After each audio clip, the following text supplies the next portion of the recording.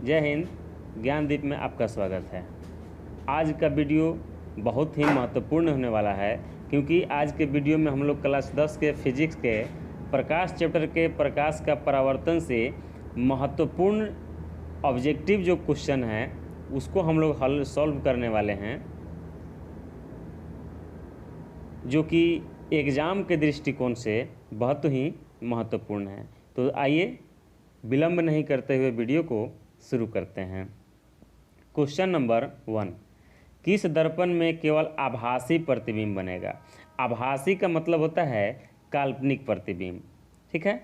तो काल्पनिक प्रतिबिंब जो है समतल में भी बनता है, अवतल दर्पण में भी बनता है, उत्तल दर्पण में भी बनता है, परंतु यहाँ कह रहा है कि केवल आभासी प्रतिबिंब बनेगा। तो केवल आभासी प्रतिबिंब जो है समतल दर्पण में बनता है और उत्तल दर्पण में बनता है, दोनों में बनता है। तो इसलिए ऑप्शन नंबर डी में जो है समतल तथा उत्तल दोनों दिया हुआ है, इसलिए हमारा ऑप्शन नंबर डी सही हो जाएगा।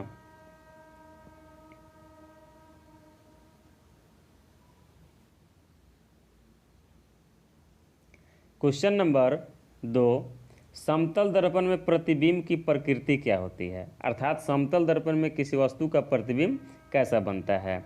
तो समतल दर्पण में किसी वस्तु का प्रतिबिंब जो है काल्पनिक बनता है तथा वस्तु के बराबर बनता है, इसलिए हमारा ऑप्शन नंबर डी अर्थात आभासी तथा वस्तु के बराबर सही हो जाएगा।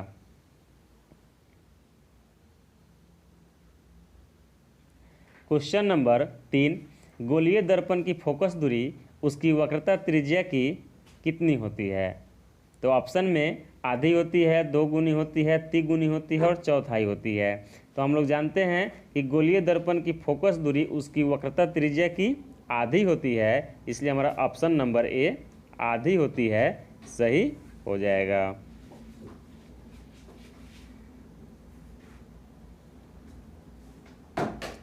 क्वेश्चन नंबर 4, प्रकाश तरंग किस तरंग का उदाहरण है? ठीक है, प्रकाश तरंग किस तरंग का उदाहरण है? तो प्रकाश तरंग जो है विद्युत चुंबकीय तरंग का उदाहरण है, क्योंकि प्रकाश को चलने के लिए किसी माध्यम की आवश्यकता नहीं होती है और प्रकाश का चाल 3 गुना 10⁸ मीटर प्रति सेकंड होता है, इसलिए प्रकाश तरंग जो है विद्युत चुंबकीय तरंग का उदाहरण है।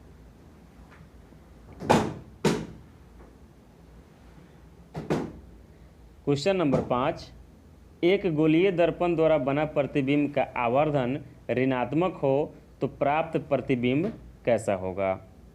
ठीक है, यहाँ समझने की बात यह है कि आवर्धन ऋणात्मक होगा। तो आवर्धन का सूत्र हम लोग जानते हैं, m बराबर -v/u, ठीक है, m बराबर -v/u। तो जब उसका आवर्धन ऋणात्मक होगा, अर्थात m का मान जब माइनस में आएगा, ऋणात्मक होगा, ठीक है, तो वस्तु का प्रतिबिंब जो है कैसा बनेगा? अर्थात उल्टा बनेगा, सीधा बनेगा या कैसा बनेगा?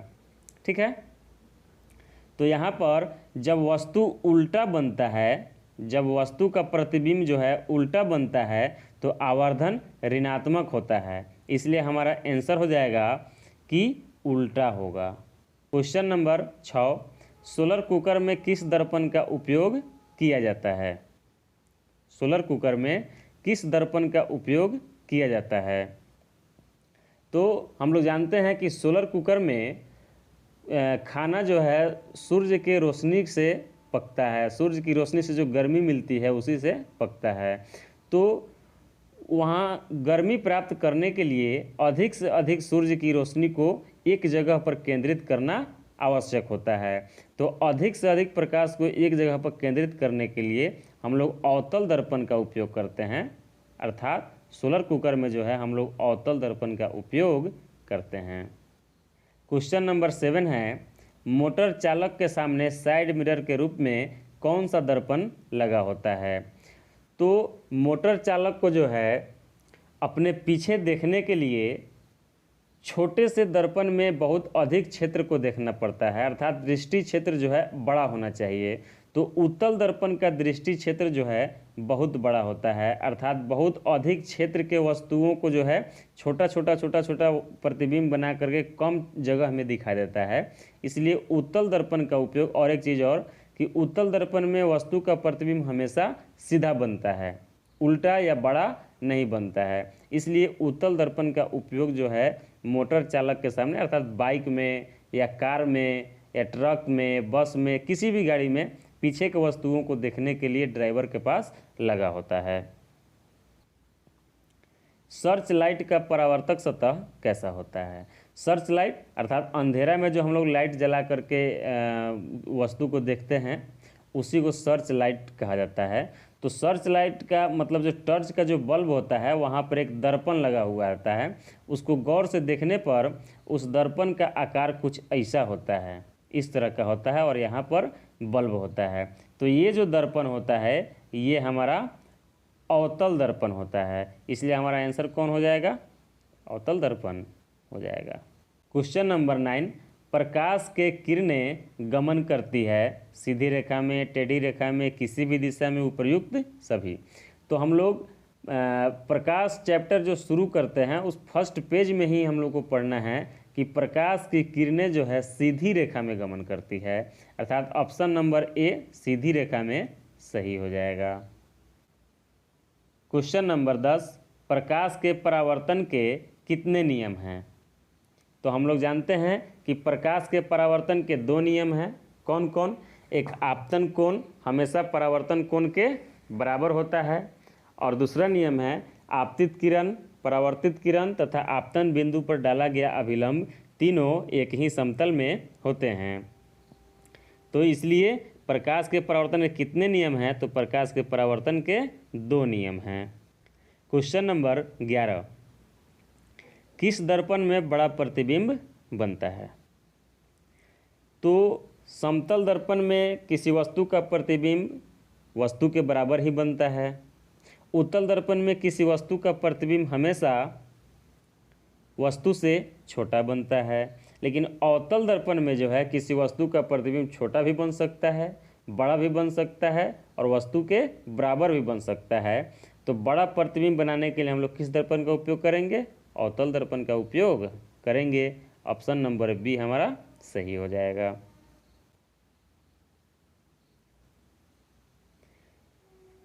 समतल दर्पण द्वारा बना प्रतिबिंब कैसा होता है? तो समतल दर्पण में किसी वस्तु का प्रतिबिंब जो है काल्पनिक बनता है, वस्तु के बराबर बनता है। तो वस्तु के बराबर वाला ऑप्शन नहीं दिया हुआ है, केवल ऑप्शन दिया हुआ है काल्पनिक, इसलिए हमारा आंसर जो है काल्पनिक हो जाएगा। ऑप्शन नंबर बी सही होगा। क्वेश्चन नंबर 13, दाढ़ी बनाने में कौन सा दर्पण उपयोग किया जाता है? तो दाढ़ी बनाने के लिए जो है हम लोगों को ऐसा दर्पण चाहिए जिसमें अपना चेहरा बड़ा बड़ा दिखाई दे, थोड़ा सा बड़ा दिखाई दे, ताकि हल्का सा भी ब्लेड से कटने पर वो आसानी से दिखाई दे जाए। तो वस्तु का प्रतिबिंब बड़ा बनाने के लिए हम लोग अवतल दर्पण का उपयोग करते हैं, ठीक है। तो इसीलिए जो है दाढ़ी बनाने में हम लोग अवतल दर्पण का उपयोग करते हैं ताकि चेहरा बड़ा दिखाई दे। तो हमारा आंसर हो जाएगा अवतल दर्पण। क्वेश्चन नंबर 14, परावर्तन के नियम से निर्धारित होता है। मतलब परावर्तन के नियम जो हम लोग अभी पढ़े हैं कि आपतित किरण, परावर्तित किरण तथा आपतन बिंदु पर डाला गया लंब तीनों एक ही समतल में होते हैं। और दूसरा का नियम है कि आपतन कोण परावर्तन कोण के बराबर होता है। तो ऑप्शन नंबर 1 में देख रहा है कि आपतन कोण परावर्तन कोण के बराबर होता है, अर्थात यही हमारा आंसर हो जाएगा। क्वेश्चन नंबर 15, दंत विशेषज्ञ किस दर्पण का उपयोग मरीजों के दांतों का बड़ा प्रतिबिंब देखने के लिए करता है? तो दांत के जो डॉक्टर होता है, दंत विशेषज्ञ मतलब दांत का डॉक्टर, ठीक है। दांतों की जो प्रॉब्लम होती है, दांतों की जो बीमारियां होती है, उसको दांत छोटा छोटा होता है, उसको फ्रेश देखने के लिए उसका आकार जो है बड़ा बनाना ज़रूरी होता है। इसलिए उसको बड़ा बड़ा बना करके हम लोग केवल और केवल अवतल दर्पण से देख सकते हैं। इसलिए दांत का डॉक्टर जो है अवतल दर्पण का उपयोग करता है। तो हमारा ऑप्शन नंबर बी सही हो जाएगा। क्वेश्चन नंबर 16, गोलीय दर्पण के परावर्तन पृष्ठ के वृत्ताकार सीमा रेखा का व्यास क्या कहलाता है? गोलीय दर्पण के परावर्तन पृष्ठ के वृत्ताकार सीमा रेखा का व्यास क्या कहलाता है? तो सबसे पहले हम लोग एक गोलीय दर्पण बनाते हैं, ठीक है। गोलीय दर्पण बनाते हैं तो गोलीय दर्पण जो है हमारा ऐसा ही होता है, बीच में से काट देते हैं, ठीक है। तो एक हमारा अवतल दर्पण हो जाता है, एक उत्तल दर्पण हो जाता है। तो ये जो हम लोग काटते हैं इसको व्यास कहते हैं, ठीक है। तो कह रहा है कि सीमा रेखा का व्यास क्या कहलाता है? गोलीय दर्पण के परावर्तन पृष्ठ के वृत्ताकार सीमा रेखा का व्यास, अर्थात ये व्यास क्या कहलाता है, अलग काट करके हम लोग करेंगे, ठीक है। अलग काट कर करते हैं तो ये जो व्यास होता है हमारा, ये जो व्यास, इस व्यास को दर्पण का द्वारक कहते हैं, अर्थात उसको हम लोग गोलीय दर्पण का द्वारक कहेंगे। ऑप्शन नंबर डी सही हो जाएगा। क्वेश्चन नंबर 17, एक उत्तल दर्पण में बना प्रतिबिंब हमेशा होगा, अर्थात उत्तल दर्पण में कैसा कैसा प्रतिबिंब बन सकता है? तो हम लोग जानते हैं कि उत्तल दर्पण में वस्तु का प्रतिबिंब काल्पनिक बनता है, सीधा बनता है और छोटा बनता है। तो ऑप्शन नंबर बी में जो है दिया हुआ है काल्पनिक और छोटा, तो हमारा ये आंसर हो जाए। क्वेश्चन नंबर 18, ऐसे पदार्थ जिनसे होकर प्रकाश आसानी से पार कर जाता है कहे जाते हैं? क्या कहे जाते हैं? ऐसे पदार्थ जिनसे होकर प्रकाश आसानी से पार कर जाता है क्या कहे जाते हैं? तो वह पदार्थ जिससे प्रकाश आसानी से पार कर जाता है उसको हम लोग पारदर्शी पदार्थ कहते हैं। तो हमारा ऑप्शन नंबर ए में पारदर्शी पदार्थ दिया हुआ है, अर्थात ऑप्शन नंबर ए हमारा सही हो जाएगा। क्वेश्चन नंबर 19, हमारी आंखें जो देख सकती है वह वस्तुएं होती है, अर्थात वह वस्तु जिसको हम लोग देख पाते हैं वो कौन सा वस्तु? तो उस प्रकार के वस्तु में जो है दीप्त वस्तु भी हो सकता है, प्रदीप्त वस्तु भी हो सकता है या अप्रदीप्त वस्तु भी हो सकता है। अर्थात जो पदार्थ स्वयं प्रकाश उत्सर्जित करता है उसको भी हम लोग देखते हैं, और स्वयं प्रकाश उत्सर्जित नहीं करता है उसको भी हम लोग देखते हैं। तो इसलिए हमारा ऑप्शन नंबर जो है इसलिए हमारा ऑप्शन नंबर डी हो जाएगा कि इनमें कोई भी ऐसा ऑप्शन नहीं है। क्यों? क्योंकि हम लोग इसको भी देखते हैं, इसको भी देखते हैं, इसको भी देखते हैं। तो हमारा होना चाहिए कि ए प्लस बी प्लस सी, लेकिन इसमें ऑप्शन ऐसा कोई नहीं है, इसलिए हमारा आंसर हो जाएगा इनमें से कोई नहीं। यदि क्वेश्चन नंबर 20, यदि किसी बिंब का प्रतिबिंब का आवर्धन ऋणात्मक है तो उस प्रतिबिंब की प्रकृति क्या होगी? यदि किसी बिंब का प्रतिबिंब का आवर्धन ऋणात्मक है तो उस वस्तु की प्रकृति, उस वस्तु के प्रतिबिंब की प्रकृति क्या होगी? तो जब प्रतिबिंब उल्टा बनता है, जब प्रतिबिंब उल्टा बनता है, ठीक है, तो उसका आवर्धन जो है ऋणात्मक होता है, ठीक है। और जब प्रतिबिंब उल्टा बनता है तो वह प्रतिबिंब वास्तविक कहलाता है। तो प्रतिबिंब की प्रकृति क्या होगी? वास्तविक होगी और उल्टा होगी।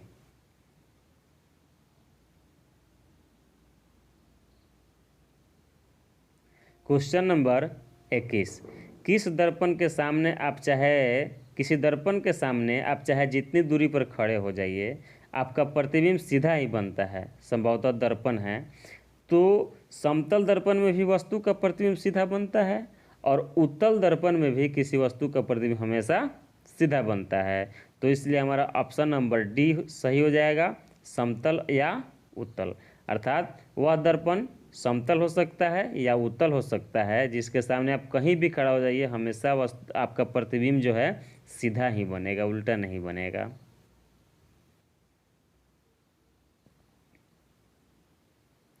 क्वेश्चन नंबर 22, किसी वस्तु का अवतल दर्पण द्वारा बना प्रतिबिंब आभासी, सीधा तथा वस्तु से बड़ा पाया गया तो वस्तु की स्थिति कहाँ होनी चाहिए?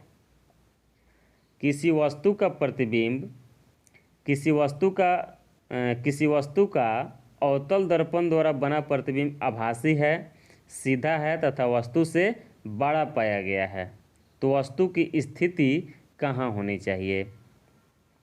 तो जब हम अवतल दर्पण के सामने किसी वस्तु को उसके फोकस और ध्रुव के बीच रखते हैं तो इसका प्रतिबिंब जो है दर्पण के पीछे काल्पनिक बनता है और वस्तु से बड़ा बनता है। तो यहाँ भी दे रहा है कि प्रतिबिंब आभासी मतलब काल्पनिक, सीधा तथा वस्तु से बड़ा पाया गया। और फिगर में भी हम लोग देख रहे हैं कि वस्तु का प्रतिबिंब जो है सीधा बन रहा है, काल्पनिक बन रहा है और वस्तु से बड़ा बन रहा है। ठीक है, तो वस्तु को हम कहाँ रखे हैं, तो एफ और पी के बीच रखे हैं, अर्थात दर्पण के ध्रुव तथा मुख्य फोकस के बीच। ऑप्शन नंबर डी जो है हमारा सही हो जाएगा, दर्पण के ध्रुव तथा मुख्य फोकस के बीच रखता है।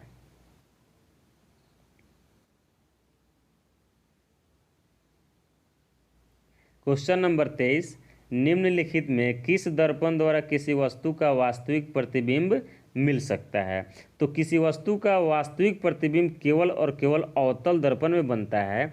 तो हमको यदि वस्तु का वास्तविक प्रतिबिंब चाहिए तो अवतल दर्पण का उपयोग करना पड़ेगा, इसलिए हमारा ऑप्शन नंबर सी सही हो जाएगा।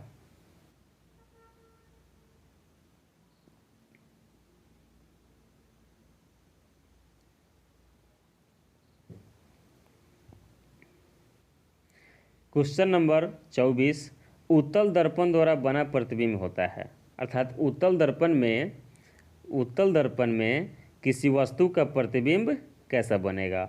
तो उत्तल दर्पण में किसी वस्तु का प्रतिबिंब हमेशा सीधा बनता है और आकार में छोटा बनता है। सीधा बनेगा और आकार में छोटा बनेगा, तो हमेशा सीधा होगा। ठीक है, तो ऑप्शन नंबर ए में जो देख रहे हैं हमेशा सीधा दिया हुआ है, इसलिए हमारा ऑप्शन नंबर ए सही हो जाएगा।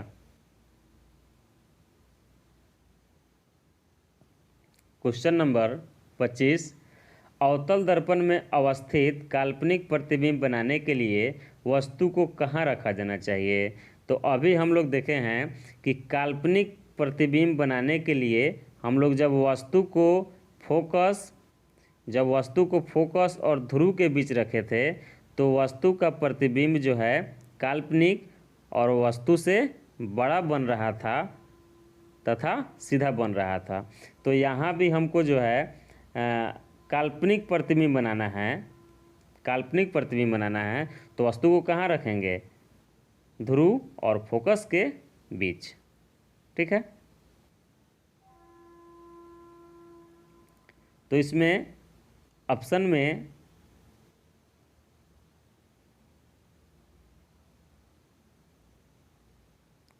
देख रहे हैं, ऑप्शन में फोकस के अंदर, अर्थात फोकस के जो है अंदर हमको रखना पड़ेगा, मतलब फोकस एफ और पी के बीच रखना पड़ेगा, तब जा कर के हमको काल्पनिक प्रतिबिंब बनेगा।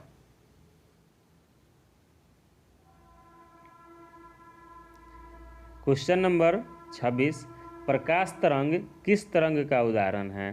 तो अभी हम लोग पढ़े हैं प्रकाश तरंग विद्युत चुंबकीय तरंग का उदाहरण है, इसलिए हमारा ऑप्शन नंबर बी सही हो जाएगा, प्रकाश तरंग विद्युत चुंबकीय तरंग का उदाहरण है। क्वेश्चन नंबर 27, निर्वात में प्रकाश का चाल कितना होता है। क्वेश्चन नंबर 27 है, निर्वात में प्रकाश की चाल कितना होता है। तो निर्वात में प्रकाश का चाल 3 गुना 10 का घात 8 मीटर प्रति सेकंड होता है, जो कि ऑप्शन नंबर ए में दिया हुआ है, 3 गुना 10 के घात 8 मीटर प्रति सेकंड।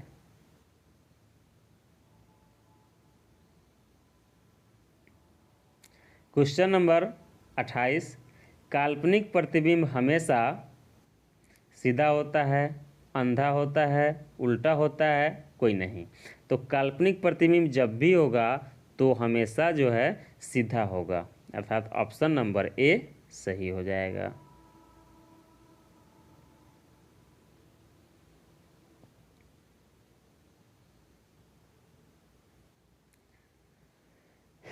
क्वेश्चन नंबर 29, किसी वस्तु का आवर्धित काल्पनिक प्रतिबिंब बनता है। आवर्धित और काल्पनिक प्रतिबिंब बनता है किस दर्पण से। तो अभी हम लोग देखे हैं कि अवतल दर्पण में जब वस्तु को P और F के बीच रखते हैं तो इसका प्रतिबिंब जो है इसका प्रतिबिंब बड़ा बनता है और आवर्धित बनता है। बड़ा मतलब आवर्धित बनता है और काल्पनिक बनता है। तो हमारा कौन सा दर्पण है? अवतल दर्पण है।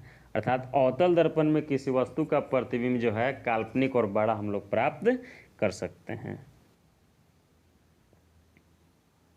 क्वेश्चन नंबर 30, संयुग्मी फोकस संभव है केवल संयुग्मी फोकस। संयुग्मी फोकस कहने का मतलब कि ऐसे दो बिंदु जिसमें एक बिंदु पर वस्तु रखते हैं तो दूसरे बिंदु पर उसका प्रतिबिंब बनता है, उस फोकस को हम उस बिंदु को हम लोग संयुग्मी फोकस कहते हैं। ठीक है। तो अवतल दर्पण में जो है दो बिंदु ऐसा होता है जहाँ पर एक बिंदु पर वस्तु रखते हैं तो दूसरी बिंदु पर प्रतिबिंब बनता है। तो इसलिए हमारा ऑप्शन नंबर ए जो है सही हो जाएगा।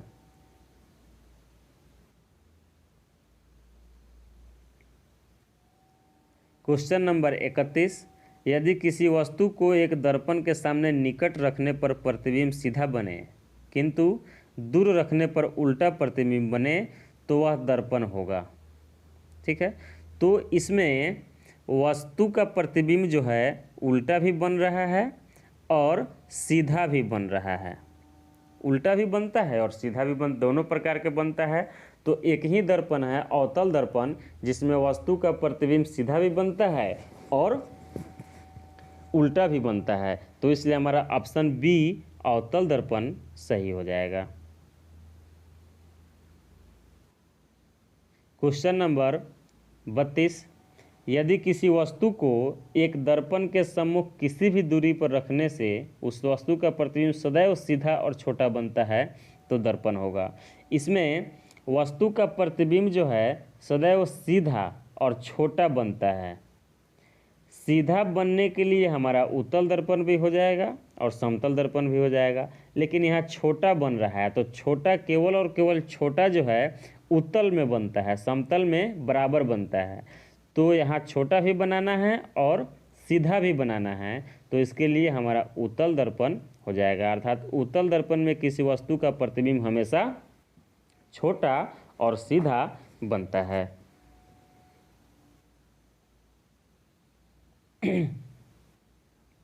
क्वेश्चन नंबर 33, उत्तल दर्पण से प्रतिबिंब सदैव बनता है। अर्थात उत्तल दर्पण में किसी वस्तु का प्रतिबिंब हमेशा कैसा बनता है? तो उत्तल दर्पण में किसी वस्तु का प्रतिबिंब हमेशा छोटा बनता है, आकार में छोटा बनता है और सीधा बनता है तथा ध्रुव और फोकस के बीच बनता है।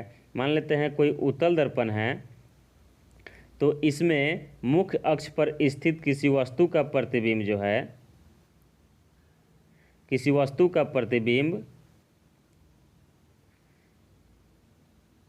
हमेशा फोकस और ध्रुव के बीच सीधा तथा छोटा बनता है।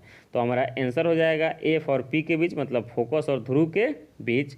अब ऑप्शन नंबर सी में जो दिया हुआ है ध्रुव तथा फोकस के बीच बनता है, यही हमारा आंसर हो जाएगा।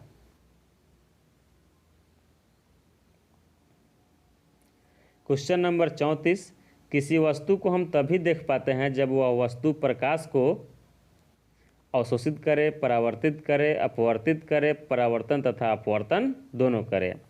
तो किसी भी वस्तु को देखने के लिए उस वस्तु से प्रकाश का परावर्तन हो करके हमारी आंखों में प्रवेश करना जरूरी होता है। तो यहाँ प्रकाश का परावर्तन हो रहा है, तो इसलिए हमारा ऑप्शन नंबर बी सही हो जाएगा। मतलब प्रकाश को परावर्तित करना चाहिए तभी वस्तु को हम देख पाएंगे, अन्यथा वस्तु को नहीं देख पाएंगे। क्वेश्चन नंबर 35, किस दर्पण में वास्तविक प्रतिबिंब नहीं बन सकता? वास्तविक प्रतिबिंब नहीं बन सकता मतलब काल्पनिक प्रतिबिंब बनेगा। तो काल्पनिक प्रतिबिंब तीनों में बनता है, ठीक ना। काल्पनिक प्रतिबिंब तीनों में बनता है, समतल में भी बनता है, अवतल में भी बनता है और उत्तल में भी बनता है। लेकिन यहाँ कह रहा है कि वास्तविक नहीं बनना चाहिए। तो अवतल में तो हमारा वास्तविक भी बनता है, इसलिए हमारा अवतल जो है नहीं होगा, क्योंकि इसमें वास्तविक भी बनता है और काल्पनिक भी बनता है। लेकिन ये कह रहा है कि वास्तविक नहीं बनना चाहिए, तो वास्तविक नहीं बनेगा। समतल में समतल में और उत्तल में, तो इसमें उत्तल कहीं भी ऑप्शन नहीं दिया हुआ है, इसलिए हमारा ऑप्शन नंबर ए सही हो जाएगा। अर्थात समतल दर्पण में किसी वस्तु का प्रतिबिंब वास्तविक नहीं बन सकता है।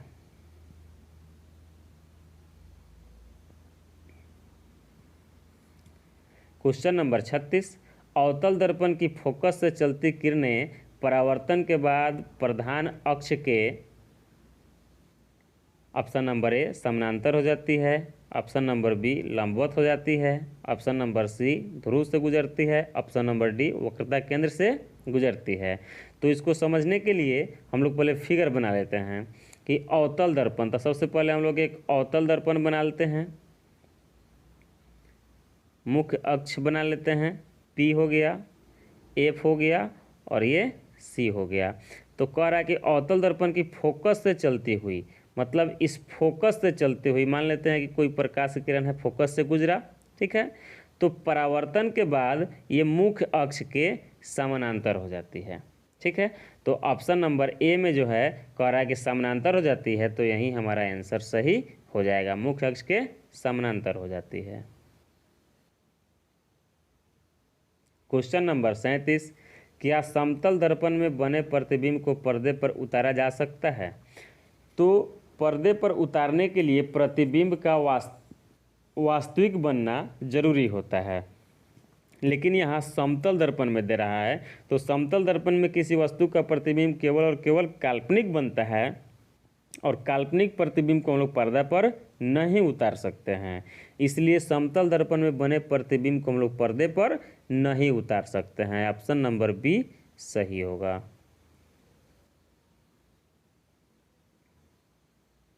क्वेश्चन नंबर 38, प्रकाश की एक किरण किसी समतल दर्पण पर 60 डिग्री का कोण बनाते हुए टकराती है, तो उसका परावर्तन कोण कौन सा होगा?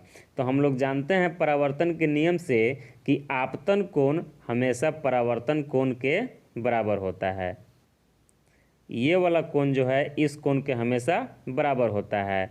तो कह रहा है कि समतल दर्पण पर 60 डिग्री के कोण बनाते हुए टकराती है, अर्थात ये कोण जो है हमारा 60 डिग्री का है, तो पूछ रहा है कि ये वाला कोण कितना डिग्री का होगा? तो ये भी हमारा 60 डिग्री का हो जाएगा, क्योंकि प्रकाश के परावर्तन के नियम से आपतन कोण सदैव परावर्तन कोण के बराबर होता है, इसलिए हमारा परावर्तन कोण भी कितना हो जाएगा? 60 डिग्री। ऑप्शन नंबर ए सही हो जाएगा। क्वेश्चन नंबर 39, निम्नलिखित में से कौन उत्तल दर्पण की फोकस दूरी है जिसकी वक्रता त्रिज्या 32 सेंटीमीटर है?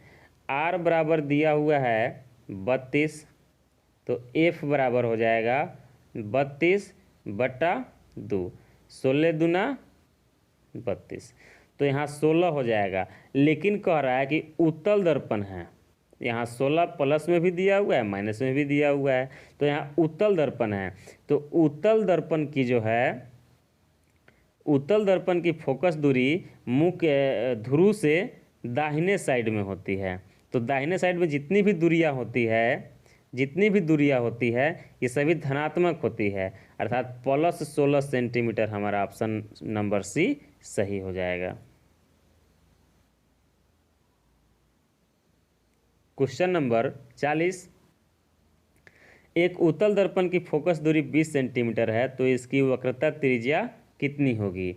एफ बराबर दिया हुआ है 20 सेंटीमीटर, तो आर बराबर कितना हो जाएगा? तो हम जानते हैं आर बराबर 2f होता है, अर्थात फोकस दूरी के दुगुना होता है, तो 2 गुना 20 बराबर 40, अर्थात ऑप्शन नंबर डी जो है हमारा सही हो जाएगा। उसका वक्रता त्रिज्या कितना हो जाएगा? 40 सेंटीमीटर। उम्मीद है कि ये वीडियो आप लोगों को अच्छा लगा होगा। यदि ये अच्छा लगा है तो वीडियो को शेयर करें, ज़्यादा से ज़्यादा शेयर करें, लाइक करें तथा सब्सक्राइब करें, ताकि हौसला बना रहे, जिससे कि और भी इसी तरह का वीडियो आगे लाते रहें। तब तक के लिए धन्यवाद।